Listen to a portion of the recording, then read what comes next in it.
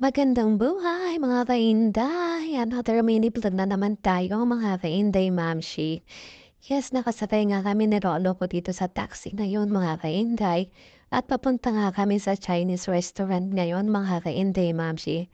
Dahil nga si lolo ko kaninang umaga tinatanong niya kung saan kami kakain ngayon mga ka-Inday.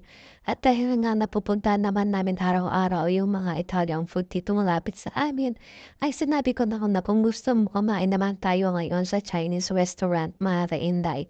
At pumayag naman si lolo ko. Siyempre si lolo ko pa rin ang masusunod mga ka-Inday Maxi kung saan niya gustong kumain.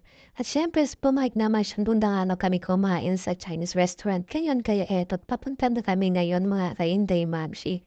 Siyempre mga ka-Inday Mamshi, medyo malayo to mga ka-Inday Mamshi.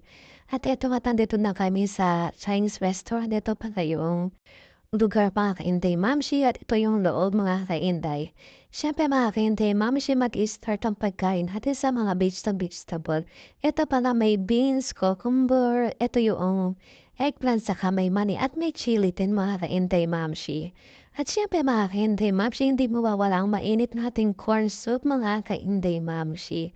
At ito pa nga rin in-order ang chicken sweet sour mga ka-Inday Mamshi at ang kay lolo ko naman ay calamari with the ano po mga ka-Inday Mamshi, yung mushroom mga ka-Inday.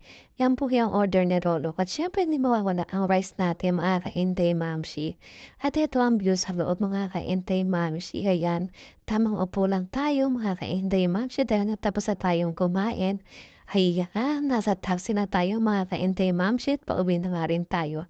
Sabi nga ni lolo ko nag-enjoy siya ngayon sa food. Ano ba yan, nabubulol-bulol na tayo. Nag-enjoy si lolo ko sa food niya mga ka-Inday Mamshi kasi naiba nga naman yung kinakain na ngayon. Hindi puro carpaccio mga ka-Inday Mamshi. Ayan, pauwi na rin tayo. Nakasakay na nga tayo sa taxi mga ka-Inday. At syempre mga ka-Inday Mamshi, ito ang bigot ng Tel Aviv mga ka-Inday Mamshi.